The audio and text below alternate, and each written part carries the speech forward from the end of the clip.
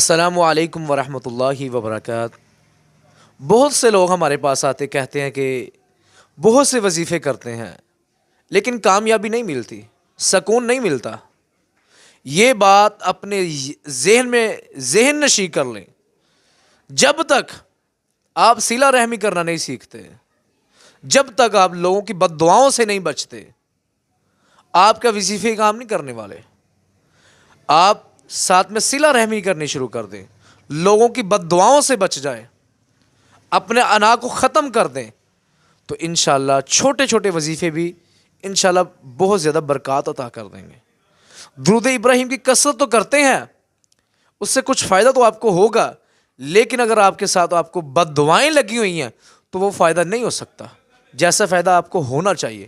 کوشش کیا کریں کہ اپنی انا کو ختم کر دیں اور بد دعاؤں سے بچ جائیں۔